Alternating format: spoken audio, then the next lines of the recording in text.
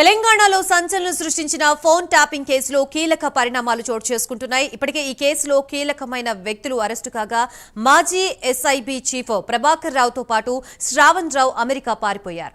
తాజాగా ఆయన అమెరికా ప్రభుత్వానికి తనని రాజకీయ శరణార్థినిగా గుర్తించాలని పిటిషన్ దాఖలు చేశారు. దీంతో ఇప్పుడు ప్రభాకర్ రావు వేసిన పిటిషన్ అమెరికా ప్రభుత్వం ఎలా స్పందిస్తుందన్న దానిపై సస్పెన్స్ నెలకొంది. మరోవైపు ప్రభాకర్ రావు, శ్రావణ్ రావులని ఇండియాకు రప్పించేందుకు ఇంటర్పోల్ ద్వారా రెడ్ కార్నర్ నోటీసులు జారీ చేయడానికి పోలీసులు ప్రయత్నిస్తున్నారు. ఇప్పటికే అమెరికాలో ప్రభాకర్ రావు, శ్రావణ్ రావు అడ్రస్లు గుర్తించిన పోలీసులు వారిని ఇండియాకు రప్పించి ఈ కేసుని ఒక కొలిక్కి తీసుకొచ్చే ప్రయత్నాలు ముమ్మరంగా కొనసాగిస్తున్నారు. ప్రస్తుతం ఇదే అంశానికి సంబంధించి మనకి పూర్తి సమాచారం అందించడానికి మా ప్రతినిధి కుమార్ లైవ్ ద్వారా సిద్ధంగా ఉన్నారు. Kumar, thank you Gayatri.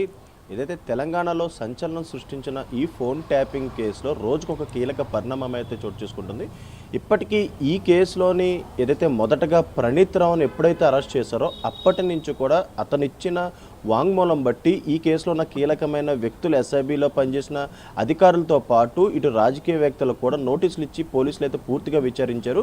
ముఖ్యంగా ఎప్పుడైతే తెలంగాణలో కాంగ్రెస్ హయాం వచ్చిందో అప్పటి నుంచి కూడా మొదటగా ఈ కేసుపై ఏదైతే కాంగ్రెస్ ప్రభుత్వం దృష్టి సారించింది అప్పటి నుంచి కూడా వరుసగా అరెస్టులు అయితే కొనసాగుతున్నాయి. అలాగే మరొక పక్క ఏదైతే ఎస్ఐబి అధికారులే కాకుండా ఇటు రాజకీయవేత్తలను కూడా ఇప్పటికే నోటీసులు ఇచ్చి అయితే విచారించారు.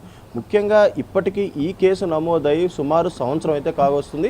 ఈ నేపథ్యంలోనే ఈ కేసులోని కీలకమైన వ్యక్తుల అరెస్టులే కాకుండా ఇటు విచారణలు అలాగే వాంగ్మూలాల రికార్డులు కూడా పూర్తిగా కొనసాగుతున్నాయి. అలాగే మరొక పక్క ఎప్పుడైతే ఈ కేసు రిజిస్టర్ అయిందో అప్పటి నుంచి కూడా ఎస్ఐబి చీఫ్ ప్రభాకర్ రావు అలాగే శ్రావణ్ రావులు కూడా అమెరికా అయితే వెళ్ళిపోవడం జరిగింది.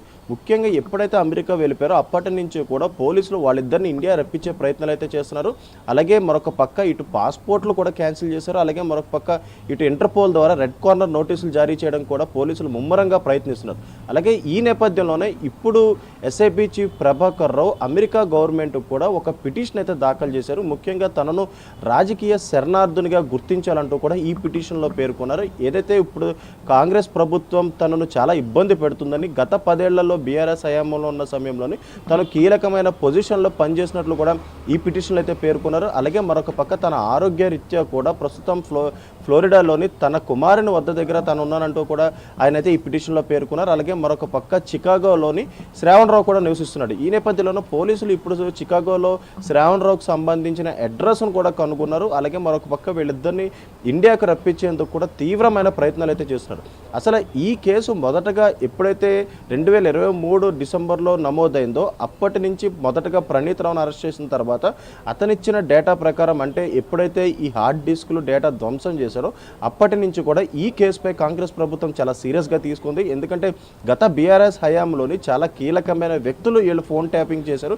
ముఖ్యంగా ఈ ఫోన్ ట్యాపింగ్ వచ్చి ఇంటర్నేషనల్లోని ఏదైతే టెర్రరిజం గురించి ఎక్కువగా ఈ ఫోన్ ట్యాపింగ్ అయితే యూజ్ చేశారు. కానీ ఇండియాలోని మొట్టమొదటిగా తెలంగాణ ప్రభుత్వం అంటే బీఆర్ఎస్ హయాంలో ఉన్న సమయంలో తెలంగాణ ప్రభుత్వం ఈ ఫోన్ ట్యాపింగ్ను ఉపయోగించి ఎలక్షన్ సమయంలోనే ఆపోజిట్ వ్యక్తులు ఎవరైతే ఉన్నారో వీళ్ళందరూ ఫోన్లు ట్యాప్ చేసుకుంటూ కూడా వాళ్ళు ఎలక్షన్ సమయంలోని బీఆర్ఎస్ గద్దెక్కేందుకు కూడా చాలా కీలకంగా ఈ ఫోన్ ట్యాపింగ్ అయితే ఉపయోగించుకున్నారు. అప్పటి నుంచి కూడా ఈ ఫోన్ ట్యాపింగ్పై ఏదైతే కేసు నమోదైందో వరుసగా ఇటు రాధాకిషన్ రావు, తిరుపతన్న అలాగే ఎస్ఐబిలో కీలకమైన వ్యక్తుల్ని విచారించారు. అలాగే వీళ్ళందరినీ కూడా అరెస్టులు కూడా చేశారు.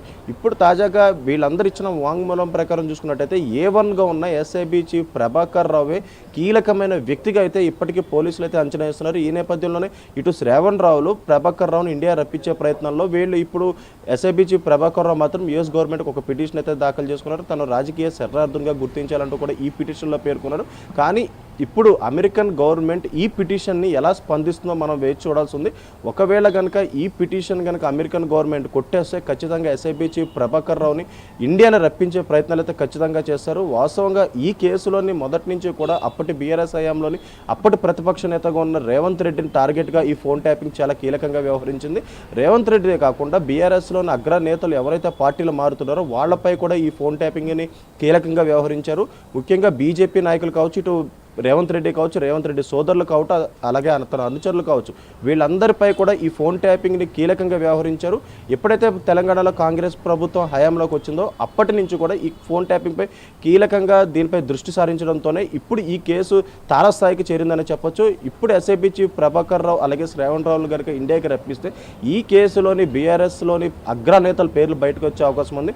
ఇప్పటివరకు కూడా ఈ కేసులోని కేవలం ఎస్ఐబి అధికారులు మాత్రమే విచారించిన పోలీసులు తాజాగా పొలిటికల్ టర్న్ కూడా తీసుకుంది. ముఖ్యంగా ఇటు పొలిటికల్లోనే ఇప్పటికే 2-3 కూడా నోటీసులు ఇచ్చి మరి జూబ్లీహిల్స్ పిఎస్లోని ఏసీపీ స్థాయి అధికారి అయితే విచారించారు. గతంలో ఇదే కేసు బంజారాహిల్స్లోని కొనసాగింది. ఆ తర్వాత జూబ్లీహిల్స్ని ట్రాన్స్ఫర్ చేశారు. అక్కడి నుంచి కూడా ఈ కేసులో కీలకమైన వ్యక్తుల పేర్లు బయటకు వచ్చినాయి. అప్పటి నుంచి కూడా ఏదైతే ఇటు పొలిటికల్గా కావచ్చు, ఇటు ఎస్ఐబిల అధికారులు కావచ్చు, వీళ్ళందరిపై ఏదైతే నోటీసులు ఇచ్చి కూడా విచారించారు. ఇప్పుడు తాజాగా ఏదైతే ఎస్ఐబి చీఫ్ ప్రభాకర్ రావు ఈ పిటిషన్ వేసుకోవడంతో అమెరికన్ గవర్నమెంట్ ఎలా స్పందిస్తుందో మనం చూడాల్సింది. ఒకవేళ కనుక ఈ పిటిషన్ కొట్టివేస్తే కనుక ఖచ్చితంగా శ్రావణ్ రావుని అలాగే ప్రభాకర్ రావుని ఇండియాని రప్పించే అవకాశం అవుతుంది. ఇండియాని రప్పిస్తే వీళ్ళిద్దరిని విచారిస్తే కనుక బీఆర్ఎస్లోని అగ్రనేతల పేర్లు బయటకు అయితే వచ్చే అవకాశం అవుతుంది.